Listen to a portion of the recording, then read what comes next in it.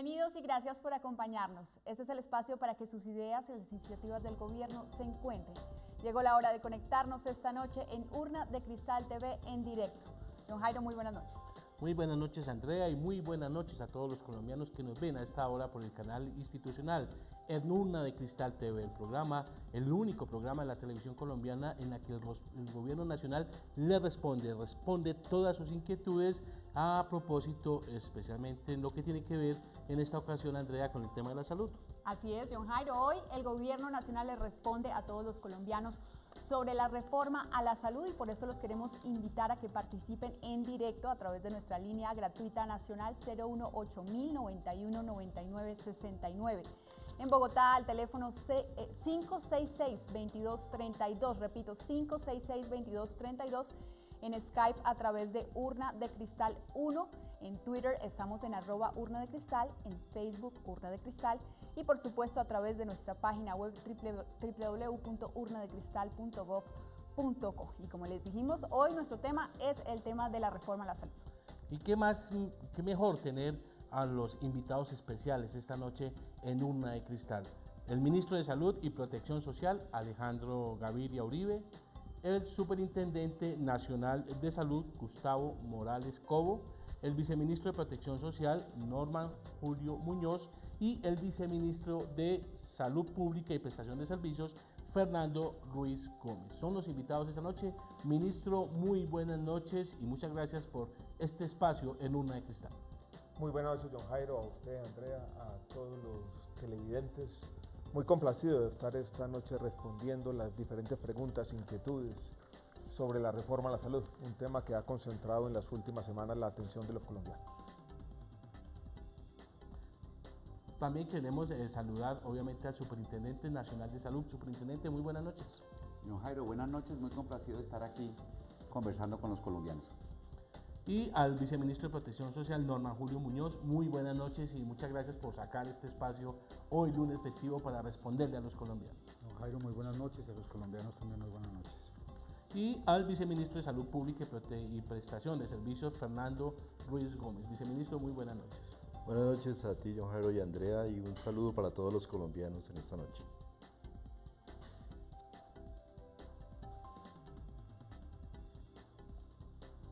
Esta es Urna de Cristal, ya regresamos. Colombia, Colombia, Colombia, participa, la urna está abierta. Y precisamente sobre este tema, el presidente Juan Manuel Santos se refirió hoy en un evento en Santa Marta, en una reunión con las familias que están beneficiadas con el programa Familias en Acción. El presidente Juan Manuel Santos explicó y lo puso en un punto muy concreto sobre qué es lo que pretende el gobierno nacional con esta reforma a la salud, que ya hizo trámite en el Senado y se espera de aquí al 16 de diciembre haga trámite en la Cámara de Representantes.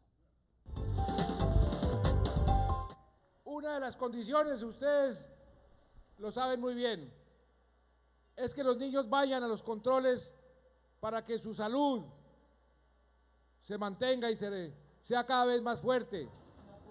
Y ahí eliminamos ese antipático sistema a través del cual había pacientes de primera clase y pacientes de segunda clase. Eso lo eliminamos en mi gobierno y ahora todos los colombianos tienen los mismos beneficios y equiparamos eso por lo alto y estamos mejorando esos beneficios para que esos niños que ustedes tienen que llevar a los puestos de salud tengan durante toda su vida acceso a una mejor salud. Estamos haciendo las reformas necesarias para que esa salud sea cada vez mejor y más oportuna. Esta mañana veía yo en un periódico, una experta internacional decía, en Colombia se demora mucho, yo estoy de acuerdo, se demora mucho las citas, por ejemplo, de los enfermos que tienen cáncer. Cuando llegan a la cita, muchos de ellos han tenido que esperar tanto que llegan sin vida. Así es. Y eso lo tenemos que corregir y lo estamos corrigiendo. La reforma que ahora estamos presentando lo que busca es precisamente que haya más oferta de especialistas, más oferta de médicos, para que puedan atender a la gente más rápido, no los hagan esperar. Pues Andrea, como se trata de participación ciudadana, la idea es que en Urna de Cristal se puede participar pues por las redes sociales, por llamadas telefónicas y también los colombianos en la calle. Así es, pues precisamente tenemos en este momento una pregunta de Marta Lilian González desde las calles de Colombia. Mi nombre es Marta Lilian González Jaramillo. Yo quiero saber qué beneficios hay con la reforma de la salud, porque hace más de un año estoy esperando una cirugía de mi padre, una resonancia, que no hay agenda y unos exámenes, nunca hay agenda. Entonces yo necesito saber qué va a pasar con la reforma de la salud para la cirugía de mi papá y para los exámenes. Bueno, ministro, ahí está la primera pregunta. Bueno, yo creo que la pregunta es muy clara y empezaríamos por reiterar lo que ya dijo el presidente. Lo que queremos inicialmente es tener, por ejemplo, muchos más especialistas para que la oportunidad de esas citas, que en el país, dijéramos, esa oportunidad de las citas se ha venido empeorando en los últimos años, mejore. Queremos igualmente, y así lo estamos planeando, que las redes de atención estén más cercanas a la gente, que quienes hacen la articulación o la gestión del usuario, la representación del usuario, estén más cercanos a la gente. Queremos también, y así lo dijo el presidente, que el plan de beneficios que se ha venido ampliando en este gobierno siga creciendo para que la persona que tiene, por ejemplo, una enfermedad crónica y necesita poner una tutela cada mes para recibir sus medicamentos no tenga que volver a hacerlo. Y hay un tema, John Jairo, que no se ha enfatizado suficiente, que hizo parte de las decisiones que tomó el Senado de la República y tiene que ver con los copagos y las cuotas moderadoras para los pensionados que tienen menos de 2 salarios mínimos. Lo que hace la reforma es que va a eliminar completamente esos copagos y cuotas moderadoras para, vuelvo y repito, pensionados con menos de 2 salarios mínimos. Entonces yo diría, tenemos más oportunidades, citas con especialistas después de la reforma, un plan de beneficios más amplio, una red operante y con más cercanía a la gente y la eliminación de los copagos y cuotas moderadoras, entre otras cosas. Muy bien, ministro, pues ya tenemos comunicación con Yasmín Camacho en Cali. Yasmín, muy buenas noches.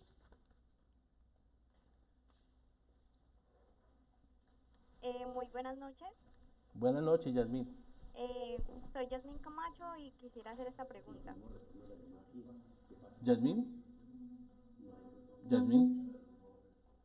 ¿Por qué no fortalecer la red privada, la red pública y los entes reguladores e insistir en lo privado en atención primaria?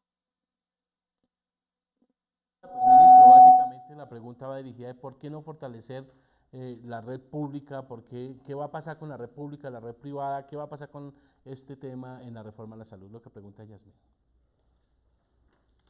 Ministro. Bueno, yo creo que es un tema, dijéramos, importante. La red pública de hospitales que ha venido, dijéramos, teniendo problemas desde hace tiempo, enfrenta hoy una encrucijada, una coyuntura difícil y tiene que ver con los problemas financieros del sector. Lo hemos dicho, John Jairo, yo creo que sobre eso hay que hacerle claridad a todos los colombianos. Uno de los puntos principales de la reforma es que la reforma orienta una serie de artículos a resolver esta crisis financiera de los hospitales. Y eso es lo único que va a permitir en el corto plazo fortalecer la red pública. Tenemos al mismo tiempo, y yo creo que esto es algo que estamos haciendo de manera paralela a la reforma, unos programas de saneamiento fiscal y financiero orientados a ese fortalecimiento de la República. Pero yo creo que lo más importante, para evitar lo que está pasando hoy en día, por ejemplo, en el Hospital Federico Lleras Acosta de Ibagué, para evitar los mismos problemas que se están teniendo en el Hospital Erasmo Medol de Cúcuta, es que la reforma apunta de una vez por todas a resolver una crisis financiera que viene aquejando este sector desde, no nos digamos mentiras, año 2009, 2010, que no se ha resuelto plenamente y que sin los instrumentos planteados en la reforma no va a poder resolverse. Muchos de los que han dicho que no se tramite la reforma o que se aplace la reforma, yo creo que no tienen ese sentido de urgencia en su mente. Entonces necesitamos estos instrumentos para resolver la crisis financiera y poder en el corto plazo fortalecer la red pública de hospitales. Mientras tanto, yo creo que en esto también es importante decirlo, en este gobierno Y en este año en particular vamos a invertir más de 30.000 millones de pesos en el fortalecimiento de la República, sobre todo en lo que tiene que ver con dotación en equipos biomédicos y en equipos de transporte. Gracias, ministro. Tenemos más preguntas desde las calles de Colombia. Esta es de Jairo Mogollón.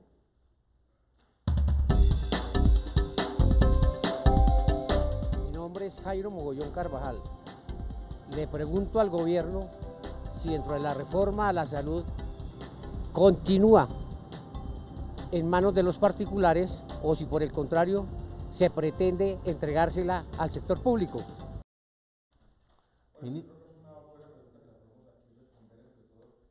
Planteamos desde el comienzo, yo creo que la pregunta podría orientarse tanto a los prestadores como a la articulación y aseguramiento del sistema. Yo quisiera que el viceministro de Salud nos cuente un poco sobre, en la oferta de hospitales, clínicas y prestadores, esa disyuntiva que tenemos entre lo público y lo privado y cómo no podemos prescindir de lo privado hoy en día en nuestro sistema de salud. Perfectamente, ministro. Yo creo que usted lo dice muy bien. En Colombia tenemos un sistema público supremamente fuerte, que está sobre todo conformado por hospitales y centros de salud de primer nivel localizados en los 1000 municipios de Colombia, pero por otro lado tenemos que los hospitales de alta complejidad, las clínicas donde va la gente a que lo operen, a que le hagan la cirugía, son en su mayoría hospitales de naturaleza privada, más del 70% son privados. Entonces una reforma de salud en Colombia, en un país como Colombia, no puede pensar en acabar lo público ni en acabar lo privado.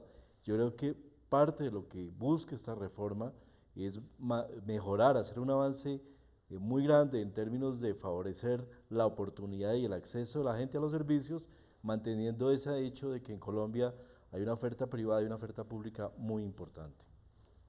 Pues muy bien, tenemos llamada también desde Pereira a Julián Urrego. Julián, muy buenas noches.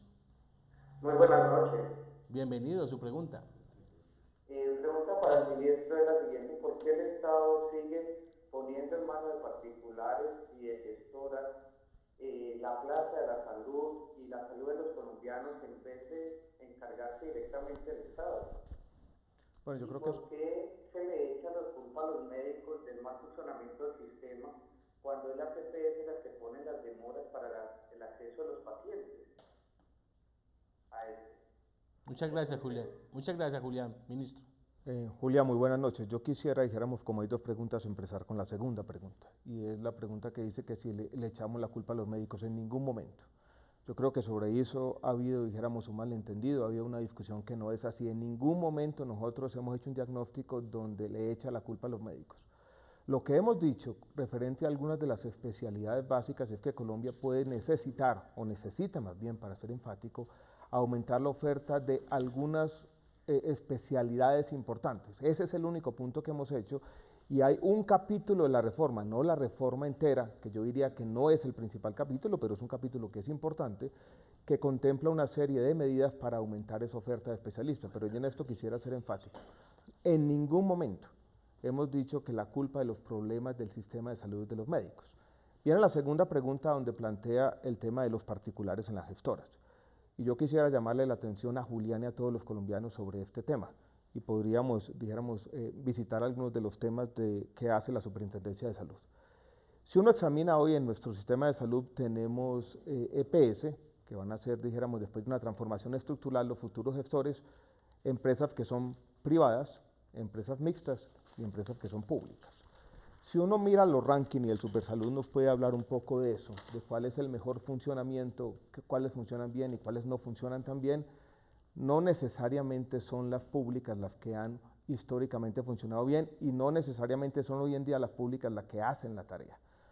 Por lo tanto, hemos planteado desde el comienzo que esa diferenciación entre lo particular y lo privado no es la clave, que lo que tenemos que tener es buenos controles, buenos incentivos y una posición, si se quiere, llamémoslo de esta manera, ecléctica. No nos vamos a casar de antemano con lo privado, por supuesto, pero tampoco creemos que creando monopolios públicos sea la forma de resolver el sistema de salud. Yo en las discusiones públicas que hemos tenido he tratado de traer a cuento una expresión que a veces no se ha entendido plenamente, pero que yo quisiera, dijéramos, plantearle a Juliana y a los colombianos nuevamente. Y es el peligro, si nos movemos a un sistema público plenamente, de capreconizar nuestro sistema de salud. Esto es de reproducir los vicios y los problemas que hoy tenemos en la EPS pública Caprecom. Si fuéramos a hacer eso de un momento a otro, yo creo que estaríamos corriendo un riesgo. Lo que debemos hacer entonces, en nuestra opinión, es transformar estructuralmente las EPS que están haciendo bien las cosas, independientemente de su naturaleza. Yo no sé si el superintendente nos puede dar una idea, dijéramos, en las evaluaciones que se hacen de manera sistemática, dónde están las EPS públicas, dónde están las privadas, y si uno con base en eso, dijéramos, podría tomar una decisión de estatizar completamente el sistema de salud. Ministro, muchas gracias. Usted tiene toda la razón. No hay una relación entre el carácter público o privado de una EPS y su desempeño. En el régimen subsidiado, por ejemplo, las mejor ranqueadas, tanto en la evaluación que hace la superintendencia, como en evaluaciones más recientes y más generales que hace el propio ministerio, salen como las mejor ranqueadas unas EPS que tienen una naturaleza jurídica peculiar, son las famosas mutuales. Y en cambio, la EPS pública por excelencia, pues no es ningún secreto, está en serios problemas. De hecho, ministro, creo que podemos aprovechar este programa en vivo y en directo para anunciar que esta semana la superintendencia tomará una decisión sobre Caprecom, que es imponerle a los órganos de gobierno de Caprecom un programa de recuperación que en un término determinado obliga a la dirección de Caprecom, a su junta directiva, a su dirección, a hacer un plan de salvamento de la entidad con el fin de evitar medidas más drásticas.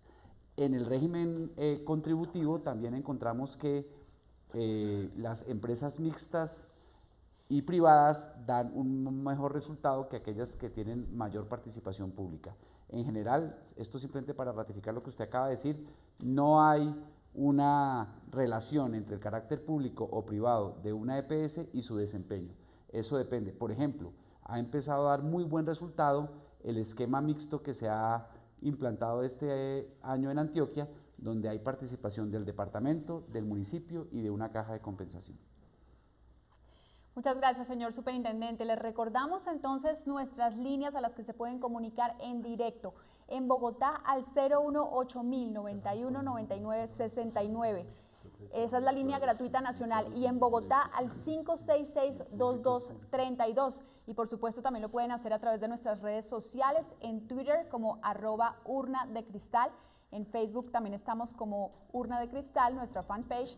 Y por supuesto a través de nuestra página web www.urnadecristal.gov.co. Además tenemos ahora línea de Skype que es Urna de Cristal 1 para que se comuniquen con nosotros también en directo. Y pues a propósito de esto tenemos pregunta a través de nuestras redes sociales de María Rocío Muñoz Jaramillo. Es la siguiente: ministro, necesito saber si la acción de tutela sigue vigente en términos de salud. Muy importante la pregunta de María Rocío, porque también el debate en las últimas semanas ha habido voces, yo creo que tratando de desinformar de manera deliberada, donde se ha dicho que la ley de salud, la ley ordinaria que está en este momento en trámite en el Congreso, acaba con la tutela. Lo primero que habría que decir es que eso es imposible legalmente. Una ley ordinaria no puede acabar con la tutela. Lo que hicimos en este gobierno, y se aprobó una ley en junio pasado que consagra la salud como un derecho fundamental. Entonces yo quisiera a María Rosa transmitirle, dijéramos este mensaje: la ley no acaba con la tutela en ningún momento. Lo que hemos dicho en otros escenarios, y yo creo que sobre eso también vale la pena resaltar, es que en muchos casos, con la ampliación de los planes de beneficio que mencionábamos hace un rato, los colombianos no van a necesitar la tutela para acceder, por ejemplo, a medicamentos para una dolencia de alto costo. Entonces no se acaba con la tutela. Eso sí, en algunos casos, ojalá sean muchos, no se van a necesitar tutelas. Ministro, a esta hora tenemos llamada de Edgar Toro, desde Medellín. Edgar, muy buenas noches. Buenas noches. ¿Me escucha el ministro? Así es, Edgar, Bueno, bienvenido a Urna. La pregunta es para el ministro. Ante todo, pues, comentar que el Código Único de Procedimientos en Salud, aplicando los criterios de pertinencia, realmente se aprecia que la salud no es viable ni rentable y que realmente la salud debería ser del Estado. La segunda pregunta sería, las cuentas médicas, llegó ya el momento de que con la informática que tenemos de tecnología de punta, no se sigan pasando papeles a fin de mes, las IPS, la red hospitalaria, a las EPS, sino que se haga ya un programa genérico para que se tenga al instante y al día de Internet, como lo tienen los bancos, los cobros de las cuentas, quién cobra y quién paga. No se trata de tener organizaciones en salud a diferentes niveles o nombres, sino tener un control informático para saber manejar el dinero del Estado. Muchas gracias. Muchas gracias, don Edgar. Pues la verdad es que son muchas preguntas ahí, ministro. Uno, que por qué la salud no es del Estado, es muy reiterativa esta pregunta. Y segundo, por qué no utilizar la tecnología, por qué no hacer el tema de las citas, el tema de los pagos, el tema de las fórmulas médicas, todo a través de sistemas. Gracias, John Jairo. Yo quisiera decirle a Edgar, tratando de responder primero la segunda pregunta, es que esa descripción que él hace de la necesidad de tener, dijéramos, mucho mejor sistemas de información en el sistema, y sobre todo sistemas de información que permitan un procesamiento de las cuentas y que hagan más fluida esa relación entre los hospitales y las EPS, por ejemplo, que disminuya, según entiendo, yo creo que allí iba el sentido de la pregunta, los costos de transacción, es precisamente lo que queremos hacer con la reforma, con la creación de esta entidad nueva, Salud Mía, que entre otras cosas va a girarle directamente los recursos de la salud a los hospitales públicos y privados. Sobre esta entidad Salud Mía, yo quisiera que el viceministro Norman Julio, dijéramos, nos describiera los principales detalles, porque es una de las grandes innovaciones, John Jairo, de la reforma de la salud. Sí, ministro. 3 temas fundamentales. Salud Mía corrige uno de los aspectos centrales que tal vez en la ley 100 había quedado inicialmente en manos de las EPS, y es el recaudo de los recursos del sistema. El recaudo de los recursos del sistema con la creación de Salud Mía será del Estado en este caso. Segundo, la afiliación. Hoy muchos de los afiliados que nos están viendo y de los colombianos que nos están viendo ven barreras de acceso para afiliarse a una aseguradora, a una EPS, o para cambiar de una a otra dependiendo de la calidad de esta. Con la creación de Salud Mía, una de las funciones fundamentales será garantizarle a la gente el acceso a la libre elección de, en este caso, los gestores a los que ellos quieran afiliarse. Y el tercer cambio fundamental, como lo decía el ministro, es garantizar un sistema de información muy fuerte que permita que las cuentas que generan los prestadores de servicios de salud se paguen de una manera oportuna, y esa tarea de hacer los pagos directamente a los prestadores y a los proveedores de servicios será una responsabilidad de Salud Mía.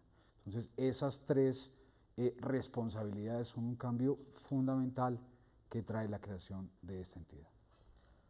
Gracias, señor viceministro. Gracias, señor viceministro. Tenemos más preguntas a través de nuestra página web de Jorge Carvajal.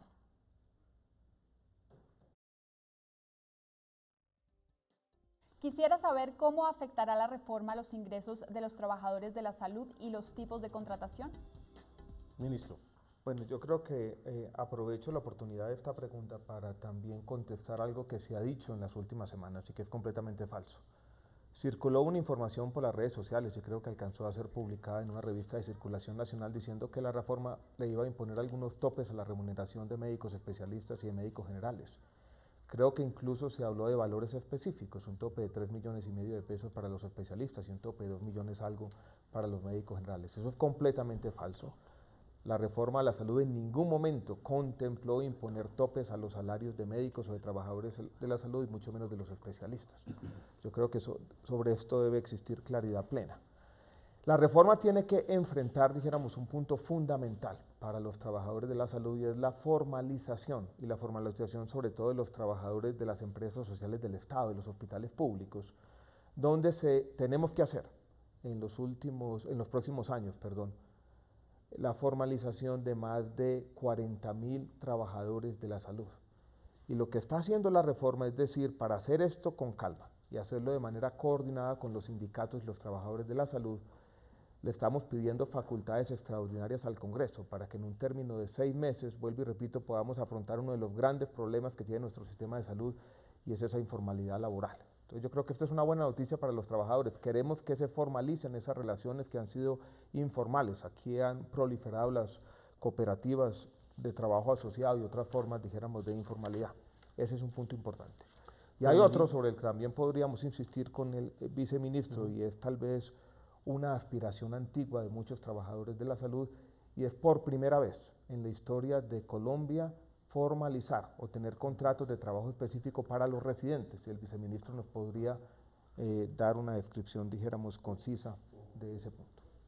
Sí, ministro, para los residentes es pasar de un régimen que está actualmente de estudiantes, que casi es el único caso en el cual sucede que habiendo ganado su título profesional, se entre a un posgrado y se deje de ser prácticamente profesional, en este caso médico.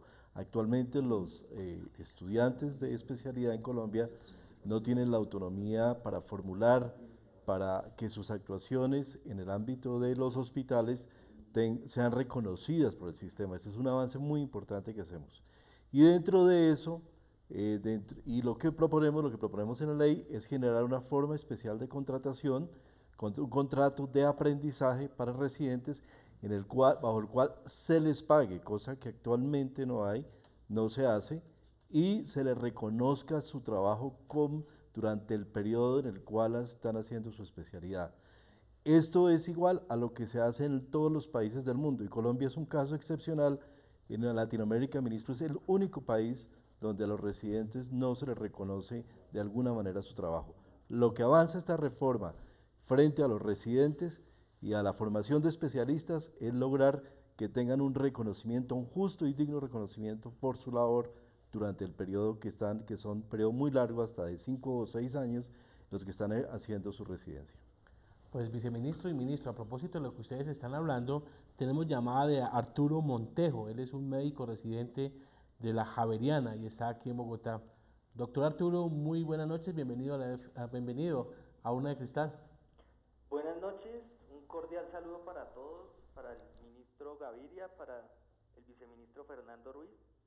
Lo primero, pues básicamente es reconocer que hay cosas positivas en la reforma, por lo menos lo que tiene que ver con la atención primaria y la medicina familiar, lo reconocen en este momento como algo muy valioso, y pues es importante rescatar lo bueno que tiene esta reforma. Sin embargo, hay dos artículos que a mí me preocupan realmente porque no tienen nada que ver con salud en la reforma. Estoy hablando, ministro, del artículo 81 y el artículo 82, por ejemplo, que dice que concédanse facultades extraordinarias al presidente de la República para la remoción de funcionarios de las ESES. Ese punto no tiene nada que ver con salud, es un gran mico que yo no entiendo por qué está ahí. Y en el otro, pues básicamente que habla que ahora los gobernadores podrían tener la facultad de remover y de nombrar a los funcionarios de las ESES públicas por un libre nombramiento, o sea, como ellos consideren. Me parece, señor ministro, respetuosamente, que quita unos avances de meritocracia que ya se venían teniendo. Pues básicamente son esos dos puntos que quiero que hablen. Y otra cosa es, en la reforma en ninguno de los artículos se menciona sobre la calidad del médico, sobre el reconocimiento, la remuneración económica que tiene que tener, porque recordemos que el sistema de salud finalmente se soporta en nosotros los médicos, y en ninguno de los artículos mencionan un mejoramiento en la calidad de vida para nosotros y así brindar una mejor atención a nuestros pacientes. Muchas gracias a todos y bueno, un país está escuchándolos atentamente. Muy bien, Arturo, muchas gracias. Bueno, ministro, ahí tiene varias preguntitas. Gracias, John Jairo, gracias, Arturo. Varias preguntas y todas muy interesantes. Empiezo con la primera, que hace referencia al artículo 82 que habíamos mencionado tangencialmente en la pregunta anterior. Y nos dice Arturo que ese artículo puede ser, dijéramos, un mico. Yo quisiera llamar la atención, dijéramos, sobre este punto, que es un punto, dijéramos, muy importante. Hoy en día, Arturo, si usted va a un hospital público y habla con el gerente y le comienza a preguntar de alguna manera por sus preocupaciones, seguramente de las primeras, y en muchos casos la primera le va a decir, mire, una de mis grandes preocupaciones, pensemos en un hospital público, en un pequeño municipio, es que yo tengo 20 personas trabajando aquí y de esas 20, 18 están por prestación de servicios, no pertenecen a la planta y ya tengo aquí los inspectores de trabajo y voy a ser multado. Como lo decíamos hace un rato, Colombia tiene que formalizar más de 40.000 trabajadores de las ESES públicas. Y es algo que tenemos que hacer y tenemos que hacer de manera inmediata, perentoria, porque hay unos fallos de la Corte Constitucional. En un principio, Arturo, yo creo que vale la pena señalar lo siguiente: la reforma contempló un régimen laboral para los trabajadores de las ESES como un capítulo de la reforma. Vimos que eso era inconveniente, tramitarlo en el Congreso, ese sí se parecía a un mico, y por lo tanto, dada la urgencia de ese problema, y dada que en la salud tenemos el sector más informal de todo el Estado, yo creo que es importante empezar a abordar este problema y empezarlo a abordar ya. Y por lo tanto, yo creo que este artículo está plenamente justificado. Es un problema que no da espera. Viene un tema que ha sido motivo de polémica, y es el artículo 81 sobre el nombramiento de los gerentes. Arturo, este es un tema polémico, complejo, y yo quisiera, dijéramos, traer a cuento los problemas que se han tenido en todo el país con la meritocracia, como fue concebida en la Ley 1438 y en normas anteriores. Y le doy solo 2 datos. Estuvimos la semana pasada en el departamento de Boyacá, en una de las audiencias públicas de la reforma, conversando con el secretario de Salud. Me dijo lo siguiente, que yo creo que es un dato, Arturo, para que usted lo tenga en cuenta y los colombianos también lo tengan en cuenta. El 80% de los concursos por meritocracia en Boyacá se han decidido en los estrados judiciales. Lo mismo está pasando en buena parte de la costa Caribe, lo mismo está pasando en el sur de Colombia. Tenemos denuncias de corrupción en toda parte. Tenemos incluso precios que se mencionan informalmente de cómo han sido manipulados los concursos que hacen algunas de las universidades del país. Por lo tanto, en la reforma planteamos, yo creo que un punto que es importante y es el siguiente. Vamos a evaluar los gerentes. Va a haber un concurso nacional administrado por el Departamento Administrativo de la Función Pública. Pero dado que son los alcaldes y gobernadores quienes en última instancia tienen que responderle a la ciudadanía por la salud, y dado que en todo el país estamos encontrando problemas de coordinación entre alcaldes y gobernadores y gerentes de hospitales, lo mejor es, después de ese filtro meritocrático, que sean los alcaldes y gobernadores quienes puedan nombrar los gerentes de los hospitales. Yo lo he dicho de manera un poco gráfica en algunos de los foros, que la alternativa con esta norma no es entre la política y la no política, porque en todo caso la política se nos está metiendo por la puerta de atrás con los concursos. La disyuntiva que tenemos entre manos es entre la política transparente, que es la que hacen los alcaldes y gobernadores visibles a los ciudadanos, y la política muchas veces soterrada, disfrazada de meritocracia, que es lo que nos está ocurriendo en buena parte del país. Este es un punto que seguiremos discutiendo. Es un punto polémico, pero es un punto, dijéramos, basado en una evaluación exhaustiva de lo que está ocurriendo en el país. No sé si el señor viceministro quisiera, dijéramos, hacer un comentario al respecto. La última pregunta de Arturo, yo quisiera argumentar, ministro, que Colombia tiene más o menos 73.000 médicos, 37.000 odontólogos, 36.000 enfermeras aproximadamente. Y una de las grandes preocupaciones que tenemos en la reforma es que el sistema se alimente tanto de los especialistas, pero que le busquemos dar resolutividad dentro de un modelo de atención que a la gente le sirva para que cuando llegue a su puesto de salud se le resuelvan la mayor parte de los casos y no tengan que llegar al hospital, a las urgencias hospitalarias para resolver muchas veces problemas que no son tan graves y que ameritan una respuesta cerca a su casa. Para eso, ministro, como planteaba Arturo, estamos planteando, ha quedado dentro de la reforma como parte central de esos servicios primarios, la medicina familiar. Y esto es algo que es necesario impulsar en el país para tener un sano equilibrio entre un modelo que siga manteniendo la especialidad médica, sigamos teniendo hospitales muy fuertes. Colombia tiene 40% de los mejores hospitales de Latinoamérica están en Colombia, pero también necesitamos fortalecer esos servicios primarios, esos centros de salud, esos puestos de salud que están cerca a la gente y que necesitan que la atención se les dé con calidad de oportunidad también en esos puestos y centros de salud. Bien, y tenemos comunicación en directo a esta hora con Víctor Sánchez desde Bogotá. Víctor, muy buenas noches. Buenas noches. ¿Cuál es su pregunta? Yo quisiera saber cuál es el objetivo de mantener la intermediación en la figura de las gestoras, dado el fracaso de las EPS actuales y el costo que esto implica para el sistema. Señor ministro. Bueno, buenas noches. Esa hace parte, dijéramos, de una discusión de fondo, dijéramos, sobre el modelo. Colombia, desde hace 20 años, puso en marcha un modelo basado, dijéramos, en el aseguramiento. Y en ese modelo se contempla una figura que administre y gestione el riesgo, y una figura que represente el usuario ante los prestadores, y una figura que de alguna manera ordene la forma como se accede hacia la prestación de servicios. Yo quisiera traer a cuento, dijéramos en esta discusión sobre la intermediación, algunos casos históricos, yo creo que importantes, que ha tenido Colombia cuando trató de operar un sistema sin ningún tipo de intermediación. Esto es donde uno tuviera un fondo público o algunos fondos públicos y todo el mundo pudiera acceder de manera autónoma e independiente a la red. Así lo trató de hacer Colombia, o más bien el Instituto Colombiano de los Seguros Sociales por allá a mediados de la década del 90, con lo que se llamó en su momento la libre adscripción, con la famosa planilla. Eso quebró el seguro social, acumuló un déficit en su momento de más de 500.000 millones de pesos.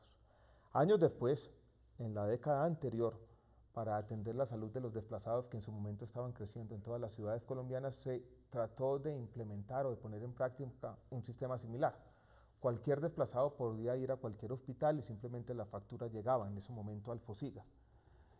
El caos y el fraude que se presentó al sistema obligó a un desmonte acelerado, dijéramos, de ese tema sin intermediación.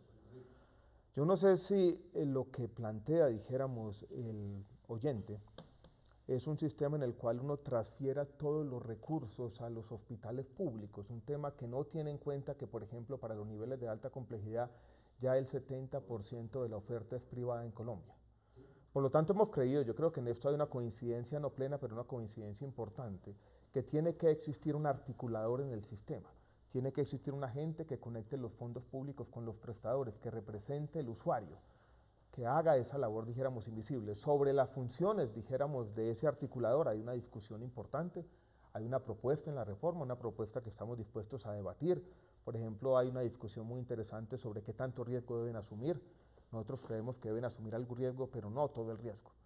Pero yo creo que defendemos la existencia, porque así lo ha demostrado, así lo demuestra la teoría y así lo ha demostrado la práctica en Colombia, de alguien que articule las relaciones entre los fondos públicos que van a estar en lo que conocemos o en lo que llamamos salud mía y los prestadores de servicios de salud. Pues ministro, en Urna de Cristal también tenemos la participación de los ciudadanos en las calles de Colombia. Mi nombre es Camilo Martínez. Quisiera saber qué beneficio vamos a tener con la reforma los de la tercera edad. Ministro, la pregunta de don Camilo Martínez. Esta era una pregunta que ya nos habían hecho y aprovecho, dijéramos, esta pregunta porque nos quedó en el tintero, dijéramos, un punto importante que tiene que ver con la intermediación. Y es que aquí hay un cambio fundamental en el nuevo modelo que estamos proponiendo, y es que ya no va a haber intermediación financiera.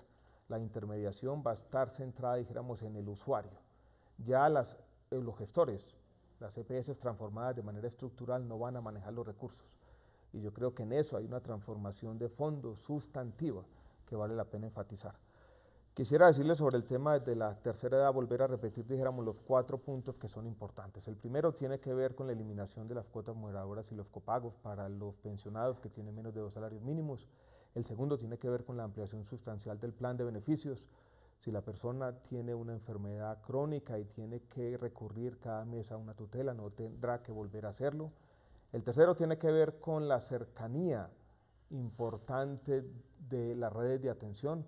Hoy en día tenemos EPS de garaje que operan en todo el país, que no tienen red, que de alguna manera faltan sus responsabilidades con el usuario. Eso se va a acabar de una vez por todas. Y el cuarto punto que habíamos apuntado aquí en la respuesta anterior y que fue enfatizado por el presidente cuando vimos, dijéramos, su intervención al comienzo del programa, tiene que ver con los especialistas y la mayor oportunidad de citas con especialistas. Muy bien, ministro, y tenemos llamada también desde Medellín, Cristian Rojas. Cristian, muy buenas noches y bienvenido a Urna de Cristal. Buenas noches para todos, muchas gracias por la oportunidad. Yo quería preguntarle al ministro, en vista de lo que nos demuestra la historia,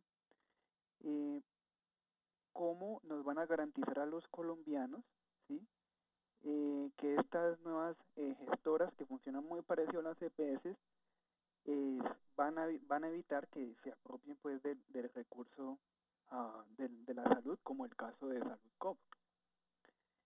Y en ese mismo orden de ideas, pues que si los excedentes de ese fondo de salud mía que se van a repartir en forma de incentivos a estas gestoras al final del año, ¿qué mecanismos se van a emplear para garantizar que la contención del gasto para ellos lucrarse no afecte la salud de los colombianos?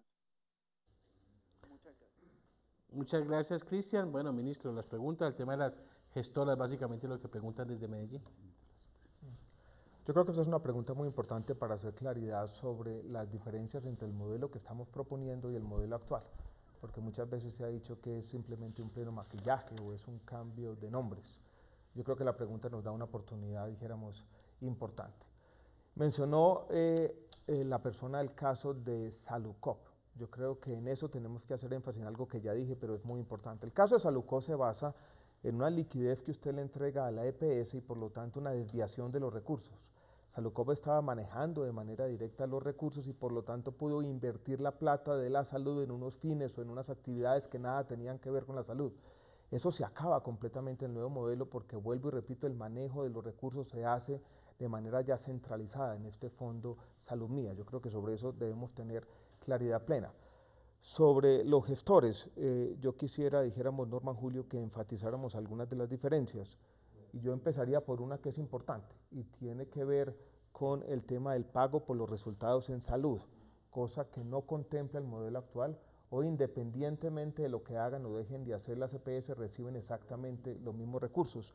Con el pago por resultados tenemos, dijéramos, un cambio fundamental en los incentivos.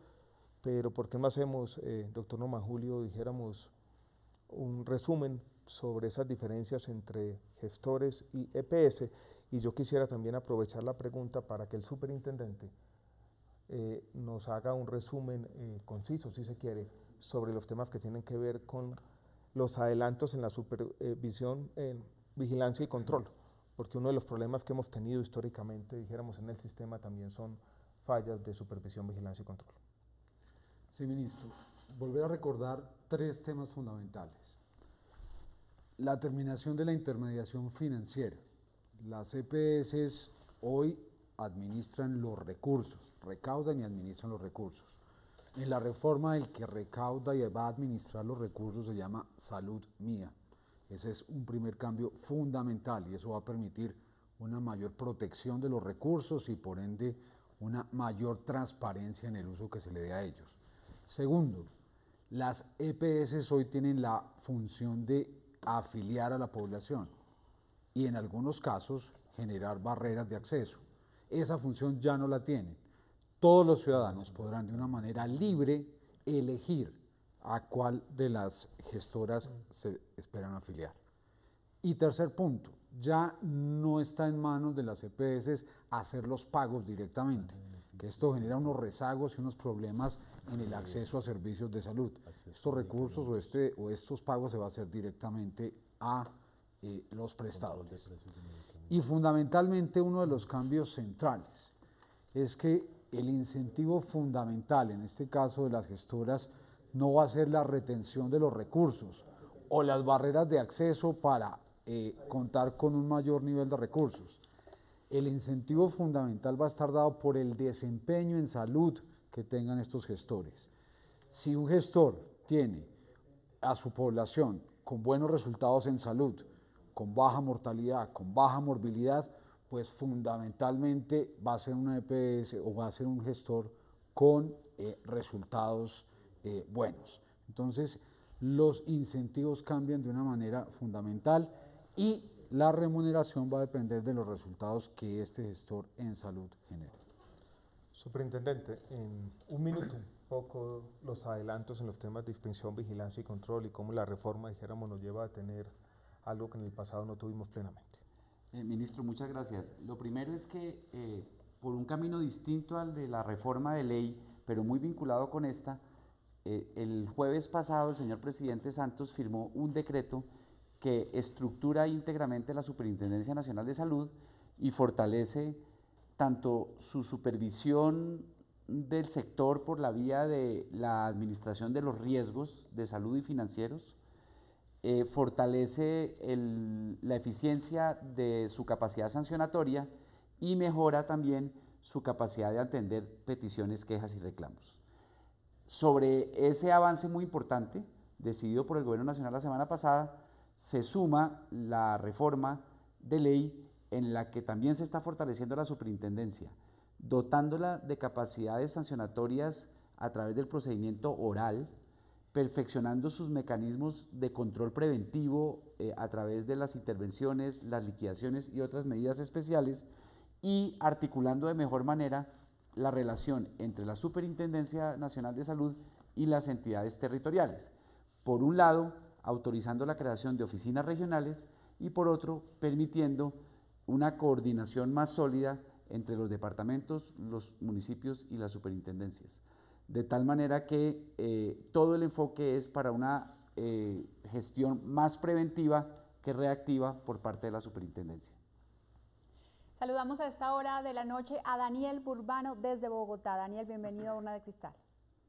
Buenas noches, señor ministro.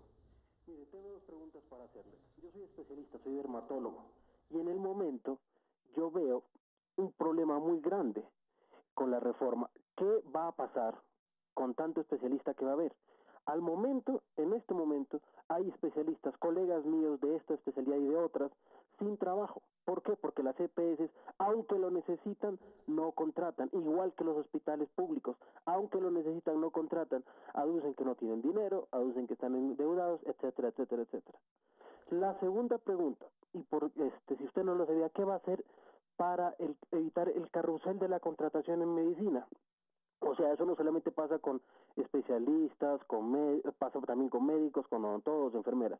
Contratan a una persona por un mes, el primer mes le pagan, el segundo mes se demoran, el tercer mes no le pagan, el cuarto mes no le pagan, el quinto, el sexto, así están hasta que se aburre el especialista o la persona y se va. Entonces, ¿qué pasa? Deja toda una cola de pacientes sin atender y empiezan los reclamos, la gente a hacer fila, hasta que contratan a otro y le hacen exactamente lo mismo. No hay manera de detener eso. Señor ministro, quiero que me responda. Gracias, muy amable. Gracias a usted, Daniel, por su participación. Ministro, adelante. Bueno, muchas gracias, Daniel. Yo creo que las dos preguntas muy interesantes. La primera es una preocupación sobre una supuesta sobreoferta de especialistas. Nosotros hemos dicho que es importante aumentar los especialistas en algunas de las especialidades básicas, pero en ningún momento nuestro objetivo ha sido crear una sobreoferta y deteriorar las condiciones laborales de los especialistas. Yo sí quisiera llamarle la atención a Daniel, a los colombianos, sobre una estadística que mencionamos, dijéramos de paso, hace un tiempo, y que tiene que ver con los tiempos de espera para conseguir citas de especialista en Colombia. En el año 2003, la encuesta de calidad de vida le preguntó a una muestra representativa de colombianos y en su momento los tiempos de espera eran inferiores a los 10 días, hace 10 años. La encuesta se volvió a hacer y se volvió a hacer este año y ya tenemos tiempos de espera que en promedio, en muchos casos son mucho mayores, superan los 20 días. Por lo tanto, yo creo que es importante tener una oferta suficiente de especialistas sin afectar los salarios, dijéramos, de los médicos. Se ha creado, yo creo que esta impresión, en parte porque el debate público es desordenado y en parte porque una propuesta que hicimos inicialmente, que después de hablar con las facultades de medicina, con los decanos y los rectores, aceptamos retirar de la propuesta, y es que algunos hospitales universitarios con algunas condiciones estrictas pudieran graduar especialistas. Pues repito, esa propuesta creó la impresión de que nuestra intención era generar cientos, miles de especialistas, lo que por supuesto iba a traer un deterioro en las condiciones laborales de los especialistas. Ese no ha sido nuestro objetivo y no lo va a ser, pero sí tenemos que pensar en los pacientes, en los adultos mayores que nos han hecho las preguntas, en los colombianos que se quejan de manera sistemática de esa falta de oportunidad en las citas con especialistas. Sobre el tema del carrusel de la contratación, donde yo creo que lo que tenemos que hacer es el énfasis en la formalidad laboral, yo no sé, viceministro, yo creo que podríamos responder, porque es verdad, muchas veces dijéramos se contrata, no se le paga y se contrata a otro, y hay un deterioro, dijéramos, de las condiciones laborales de muchos médicos. Es cierto, ministro, que no solo para los médicos, sino para muchos recursos humanos, durante muchos años en el país se recurrió a formas de contratación o de subcontratación que eran lesivas para el personal de salud. Precisamente lo que busca la reforma a través de su estrategia es buscar la formalización laboral. Formalización laboral que implica de alguna manera que va a haber mecanismos formales para que los especialistas, los médicos y el personal de salud sea contratado en lo posible directamente por los hospitales tanto públicos como privados. Sin embargo, es necesario tener en cuenta que en muchos casos hay especialidades y hay profesiones que prefieren trabajar por medios tiempo o trabajar en varias instituciones. Esa es una realidad, y también hay un problema de distribución de especialistas en el país. Es probable que en algunas ciudades haya concentrados y hay algún ligero nivel de desempleo, pero la realidad es que en la mayor parte de las ciudades del país lo que nos reportan es que hay un déficit muy importante, y es lo que nos evidencian los propios pacientes cuando tienen que esperar 30 o 40 días para lograr una consulta de especialidad. Yo creo que sobre eso vale la pena, dijéramos, mencionar un último punto que también hace parte de los diagnósticos que utilizamos para elaborar los diferentes capítulos de la reforma, y es una encuesta que viene realizando el Departamento Nacional de Planeación cada año, y le preguntan a los colombianos sobre los diferentes problemas de nuestro sistema de salud, dónde están las principales quejas o peticiones, y el tema de la falta de oportunidades de citas con especialistas sale de primero.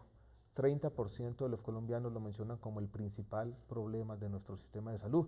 De allí un poco, dijéramos, este capítulo que trataba de manera razonable, y es una conversación todavía, dijéramos, que no ha terminado, de aumentar la oferta de especialistas en Colombia. Ministro, y en lo que se ha hablado con las facultades de medicina, con los rectores de las universidades, ya hay un acuerdo para buscar que esto se dé, el incremento de especialistas se dé de una manera programada, ajustada de acuerdo con las necesidades que tenga el país a este respecto. También es claro que nosotros no vamos a, los especialistas no se forman de la noche a la mañana. Formar especialistas requieren 5 o más años para para cuando ellos entren al mercado, de manera que esto no va a ser una inundación de ninguna manera, ni es lo que buscamos en la reforma. Muchísimas gracias, señor viceministro. Les recordamos a todos nuestros televidentes que estamos en Skype como Urna de Cristal 1, y precisamente tenemos vía Skype comunicación con María Elena Machuca. María Elena, muy buenas noches y bienvenida a Urna de Cristal. Muy buenas noches, señor ministro, buenas noches para todos. Una de las preguntas que yo tengo, mi madre es una paciente de 84 años, le tenemos tutela, una tutela integral. ¿Qué va a pasar con esas tutelas? ¿Qué va a pasar con las atenciones que ella tiene? ¿Si van a ser suspendidas? ¿Si vamos a tener que comenzar otra vez con el mismo calvario para conseguir esa prestación de servicios que hemos logrado hasta ahora? Esa sería la primera pregunta. Y segundo, yo llevo 12 años atendiendo a mi madre, por tanto nosotros como cuidadores, digamos, primarios de familiares, no tenemos ni salud, ni prestaciones, ni nada. Yo una vez lo llamé a usted directamente, no pude comunicarme, señor ministro, y la solicitud que le estaba haciendo al gobierno era que nos tuvieran en cuenta para pagarnos un salario y nos dieran también las prestaciones que se requieren tanto de salud como de pensión, porque cuando fallezcan nuestros familiares, nosotros, ¿a dónde vamos a estar? Gracias, María Elena, por participar. Señor ministro, ahí están estas dos preguntas de María Elena. Gracias, Andrea. Yo creo que son dos preguntas importantes. Yo empezaría por la primera, reiterando un punto que ya hemos hecho, que es muy importante. La reforma en ningún momento toca la tutela. Lo que queremos es que para esta persona de 84 años que hoy utiliza, dijéramos la palabra, María Elena, calvario, porque en muchos casos es un calvario tener que presentar una tutela cada mes o cada tanto tiempo para acceder probablemente a unos medicamentos de alto costo, que esto no tenga que pasar. La ampliación del plan de beneficio que estamos contemplando seguramente va a incluir algunos de estos medicamentos, y la madre de María Elena podrá ser atendida sin necesidad de tener que interponer una tutela. Sobre el otro punto, creo que es un punto complejo, sin duda alguna. Yo quisiera que el viceministro nos hiciera claridad. Es un punto sobre, dijéramos, hay un cuidador familiar que le dedica su vida, dijéramos, a esta tarea, que no tiene una remuneración. Sí, ministro. En la reforma incluimos este concepto de atención integral, que es muy importante, especialmente para la población de la tercera edad. En especial, estamos señalando en la reforma que este tipo de atenciones deberán ser cubiertas, y en su momento habrá que definir la fuente y los mecanismos que van a permitir que población pobre, vulnerable, como la población de la tercera edad, tenga acceso, como el caso que nos acaban de plantear, a este tipo de acciones de protección que necesariamente el Estado debe garantizarle a nuestra población mayor. Muchas gracias, viceministro. Don Jairo, También yo tenemos quisiera- señor ministro. Un punto antes, dijéramos, de Sí, sí, escuchar sí. a otro colombiano con atención, y es que como ya estamos al final del programa y seguramente hay muchas peticiones y hay quejas sobre nuestro sistema de salud, que el superintendente nos contara un poco sobre la línea abierta y dónde pueden, dijéramos, los colombianos presentar las diferentes Así es. peticiones, quejas y reclamos. Sobre Llama la nuestro atención, sistema. ministro y superintendente, que no es que haya mucha queja sobre reclamos de salud, ¿no? Ha llamado la atención, hace unos meses hacíamos este mismo programa en vivo, en directo, y eran más las quejas de que no me atienden, de que tengo problemas, pero bueno, en esta hora no ha llegado mucha llamada en torno a quejas por la no atención, superintendente. Tenemos en todo caso problemitas permanentes Claro. que lidiar con ellos. Hay una paradoja, si se quiere, don Jairo, que vale la pena que los colombianos conozcan, porque nosotros no vamos a desconocer los problemas, ni mucho menos. Pero cuando le preguntan a los colombianos sobre el sistema de salud en general, las opiniones tienden a ser negativas. Un 70, un 80% dicen no estar muy satisfecho con el sistema. Pero cuando le preguntan a un colombiano del común sobre cuál fue su última experiencia con el sistema, cómo le fue en el último contacto con el sistema, cómo lo atendió la EPS, el 70% dice que le fue bien o muy bien. Entonces tenemos esta especie de paradoja donde la gente, cuando le hace una pregunta genérica, tiende a ser negativo, pero cuando le hace una pregunta más específica, tiende a tener opiniones mucho más positivas sobre el sistema. Pero bueno, me estaba desviando del tema, superintendente. Yo creo que en todo caso, para información de los colombianos, es bueno que todos conozcan las líneas abiertas.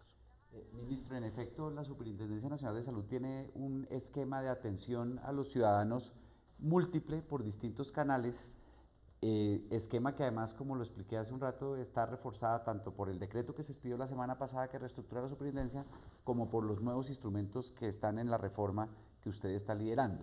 Para cualquier ciudadano en el país que tenga una queja sobre el sistema de salud, hay una línea telefónica que es la 018.000 51 3700, repito, 018.000 51 3700.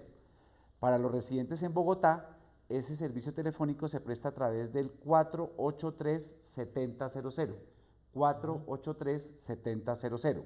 También hay un sistema de recepción de quejas y reclamos a través de la página web de la superintendencia, que es www.supersalud.gov.co, repito, www.supersalud.gov.co, y para los residentes en Bogotá hay una oficina de atención personalizada en la carrera séptima con calle 34. Por alguno de esos canales está la estructura de la superintendencia dispuesta a atender sus peticiones, quejas y reclamos. Muchas gracias, superintendente, y vamos rápidamente a la última llamada de la noche porque el tiempo se agota y ministro también una respuesta muy corta. Hernando Jaimes, Bogotá, muy buenas noches. Muy buenas noches, mira, yo soy médico, soy el doctor Hernando Jaime, soy especialista de más de 30 años de experiencia.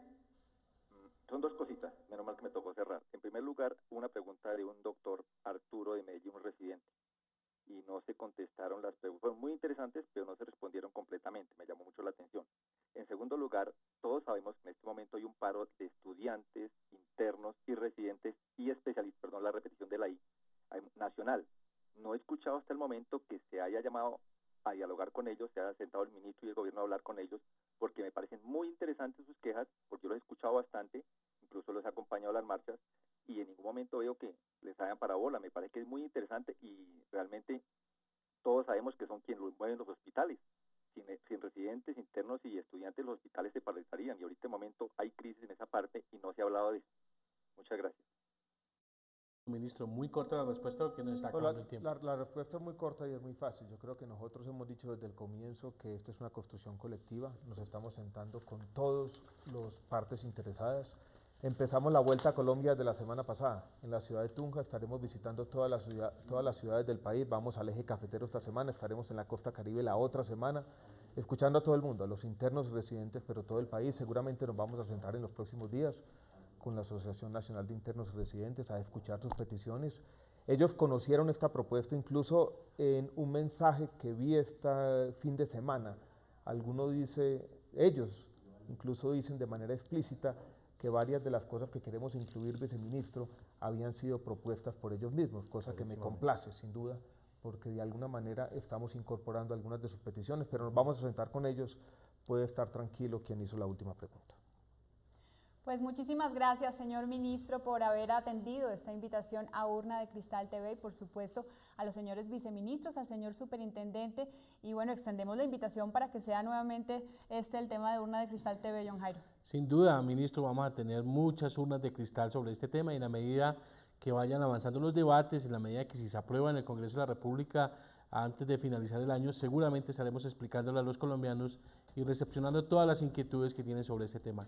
Nos veremos el próximo domingo en Urna de Cristal con otro tema de interés nacional, porque recuerde, este es el espacio, el único espacio de la televisión colombiana donde el gobierno nacional responde a las inquietudes de los colombianos. Feliz noche.